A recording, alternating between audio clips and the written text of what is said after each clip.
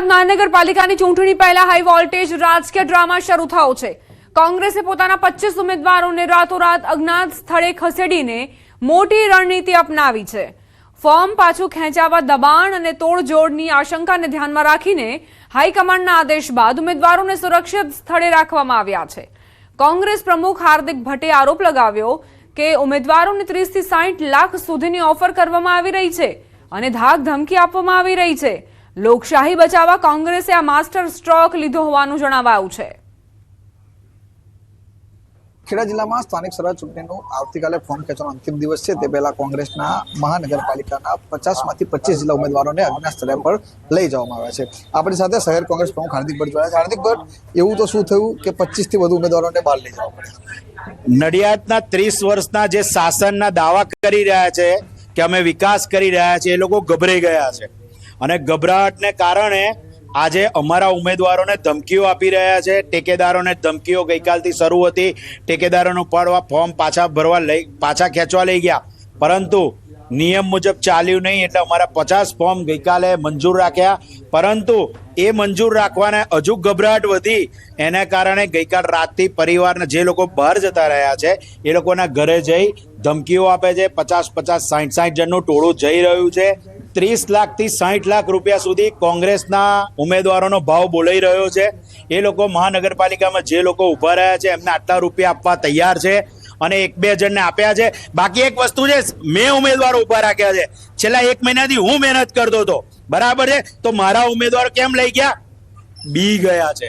બિલકુલ ચોક્કસથી હાર્દિક ભટ્ટે ભાજપ પર સીધા આક્ષેપો કર્યા છે કે ભાજપ દ્વારા આ જે ઉમેદવારો છે તેમને મોટા પૈસાની રૂપિયાની લાલચ આપવામાં આવી છે, જેના કારણે તેમને અત્યારે ઉમેદવારોના સ્થળે મોકલવાની ફરજ પડી છે। ઉમંગ પટેલ, ન્યૂઝ 18 ગુજરાતી, નડિયાદ। પોરબંદર મહાનગરપાલિકાની ચૂંટણીને લઈને રાજકીય ગરમાવો અને તોડજોડની આશંકાને લઈને કોંગ્રેસના ઉમેદવારોને અજ્ઞાત સ્થળે ખસેડવામાં આવ્યા। ફોર્મ ખેંચવાને લઈને તોડજોડ થાય, લોભ લાલચ કે ધાક ધમકીથી ફોર્મ ખેંચવા દબાણ ન થાય તે માટે ઉમેદવારોને સુરક્ષિત સ્થળે મોકલવામાં આવ્યા છે। કેન્ડિડેટોને અમારા ક્યાંક ને ક્યાંક પૈસાની લાલચ આપી દબાવી અને ભારતીય જનતા પાર્ટીના ગુંડાઓ દ્વારા ક્યાંક ને ક્યાંક દબાણ ઊભું કર્યું હોય, તો અત્યારે હાલમાં અમારા 32 જે કેન્ડિડેટ છે એને અમે સેફ જગ્યાએ ખસેડેલા છે અને અમને ક્યાંક ને ક્યાંક એવું લાગે છે કે અહીંયા લોકશાહીનું હનન થતું હોય। વડોદરાના વોર્ડ નંબર 15માં વાઘોડિયા રોડ પર આવેલ રણછોડ પાર્ક સોસાયટીમાં રહીશોએ બેનર લગાવ્યા છે, જેમાં લખ્યું છે કે રામ ભક્ત સોસાયટીમાં કોંગ્રેસે પ્રવેશવું નહીં। તો સાથે જ પક્ષ બદલીને કોંગ્રેસમાં ગયેલા ઉમેદવારો સામે પણ તેમણે રોષ વ્યક્ત કર્યો કે અમે અમારી આ સોસાયટી આખી ભાજપને જ વોટ કરે છે અને ભાજપને જ વોટ આપશે, એટલા માટે હવે જો એ લોકો આવે ને ખોટો ટાઈમ વેસ્ટ કરે એના કરતા આ જોઈને જ જતા રહે। આ બેનર ફક્ત પક્ષ પલટો કરનાર વ્યક્તિ માટે જ છે, બીજું કોઈ કારણ નથી અને અમે ફક્ત રામ ભક્તજીને આખી સોસાયટી બીજેપીને પહેલેથી વોટ આપતી આવી છે, એ પ્રમાણે અમે ચાલી। ચૂંટણી પહેલા જ મોરબીમાં વિરોધના સૂર ઉઠ્યા છે। વોર્ડ નંબર 6માં નેતાઓને મત માંગવા ન આવવું એવા પોસ્ટર લાગ્યા। મોરબીમાં રાજકીય ગરમાવો। મોરબી મહાનગરપાલિકાના વોર્ડ નંબર 6માં ભાજપ સામે વિરોધના સૂર ઉઠ્યા। વોર્ડ વિસ્તારમાં ભાજપના નેતાઓ અને આગેવાનોને પ્રવેશબંધી કરતા પોસ્ટરો લગાવવામાં આવ્યા। પોસ્ટરમાં સ્પષ્ટ લખાયું છે કે ભાજપના નેતાઓએ પ્રચાર માટે વિસ્તારમાં નહીં આવવું। આ બેનરો વિસ્તારના જાગૃત રહેવાસીઓના નામે લગાવવામાં આવ્યા હોવાનું સામે આવ્યું। ડાંગ જિલ્લાના સુબીર તાલુકાના નિશાણા ગામમાં લોકો દ્વારા ચૂંટણી બહિષ્કારનો મોટો નિર્ણય લેવાયો। ગામમાં મૂળભૂત સુવિધાઓ જેમ કે પાકા રસ્તા અને પાણીની વ્યવસ્થા ન હોવાના કારણે ગ્રામજનોમાં ભારે રોષ છે। હર ઘર નલ અને નલ સે જલ જેવી યોજનાઓ માત્ર કાગળ પર જ હોવાના આરોપો વચ્ચે વર્ષોથી કરવામાં આવેલી માંગણીઓ પૂર્ણ ન થતા ગામ લોકો વિફર્યા અને મતદાનથી દૂર રહેવાનો નિર્ણય કર્યો। માત્ર સ્થાનિક સ્વરાજની ચૂંટણી જ નહીં, પરંતુ આવનારી વિધાનસભા ચૂંટણીનો પણ બહિષ્કાર કરવાની ચીમકી ઉચ્ચારી। સિંગળમાંથી ધામાલા અને ધામાલાથી કાકસાડા સુધી રસ્તો હતો અને આ રસ્તો 1 મહિના પહેલો બન્યો છે। આ રસ્તાને માટે અમે તાલુકા અધ્યક્ષને, એને જિલ્લા પ્રમુખને, એને ધારાસભ્યને જે લાગતા ઓળખા એ લોકોને અમે રજૂઆત કરીએ, પણ બનાવી આપીશું આમ કરીને એને મુલતાવી આપ્યો. અમારા ગામમાં પાણીની પ્રોબ્લેમ છે. પાણી અમે બહુ દૂર ભરવા જતા છે, અમે છોકરાને મૂકીને જતા છે, તો અમને પાણીની સગવડ જોઈએ અને રસ્તો જે સારો નથી તે રસ્તાની સગવડ જોઈએ. અમારા ગામમાં વર્ષોથી પાણી અને સડકની સમસ્યા છે. જ્યાં સુધી જો પાણીની સમસ્યાનું નિરાકરણ ન કરવામાં આવે ત્યાં સુધી અમે સૌરાષ્ટ્ર સ્થાનિકની ચૂંટણી બહિષ્કાર કરીશું. હાલમાં રસ્તાનું કામ ચાલુ હતું, અમારા ગામમાં મંજૂર પણ થયેલું છે, છતાં ધામલા ફળિયા સુધી પૂરેપૂરો રસ્તો બનાવવામાં આવ્યો નથી. જો એ રસ્તાનું નિરાકરણ ન થાય તો પણ અમે આ ચૂંટણીનું બહિષ્કાર કરીશું. રોકાઈશું એક બ્રેક માટે. આપ જોતા રહો ન્યૂઝ 18 ગુજરાતી.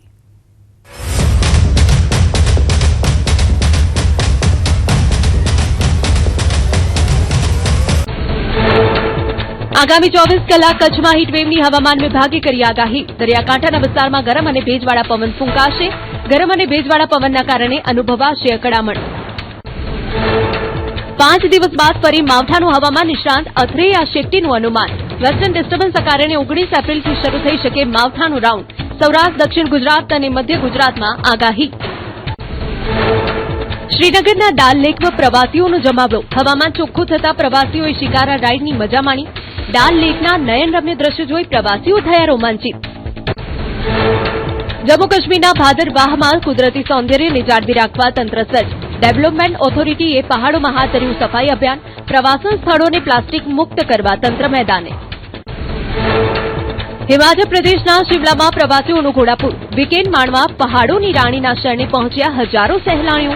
વીકેન્ડમાં હોટલો હાઉસફુલ. વેપારીઓમાં પણ જોવા મળ્યો ભારે ઉત્સાહ. ગીર સોમનાથના તાલાલા મેંગો માર્કેટમાં 19 એપ્રિલથી થશે કેસર કેરીનું આગમન. 3 તબક્કામાં ફ્લાવરિંગના કારણે કેરી ઉત્પાદન વિખેરાયેલું હોવાથી લાંબી ચાલશે સિઝન. ગત વર્ષે 4,49,450 બોક્સની નોંધાઈ હતી આવક.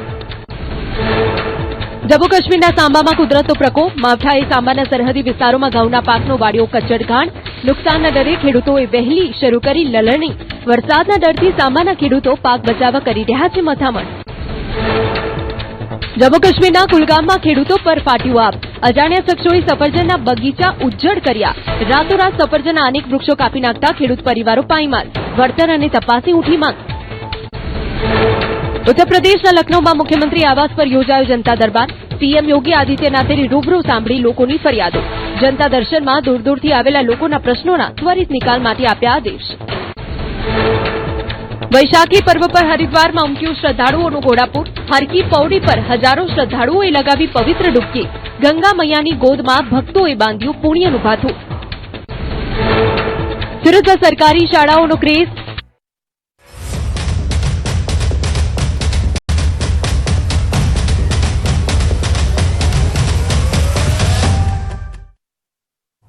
Welcome back. આ તરફ સુરતના કામરેજ ભાજપમાં ઉમેદવારી અંગે વિરોધનો વંટોળ સર્જાયો. સ્થાનિક કાર્યકરોની અવગણના કરી આયાતીઓને ટિકિટ અપાતા વિવાદ થયો. કામરેજ 2 તાલુકા પંચાયત બેઠક પર આયાતી ઉમેદવાર આવતા વિરોધ થયો છે. સ્થાનિક હળપતિ સમાજની બેઠક હોવા છતાં હળપતિ સમાજની અવગણના સામે આગેવાનો નારાજ થયા. આ અંગે ભાજપના જ અને હળપતિ સમાજના આગેવાનોની જિલ્લા ભાજપ કાર્યાલય ખાતે બેઠક યોજાઈ અને ન્યાય નહીં મળે તો સામૂહિક રાજીનામાની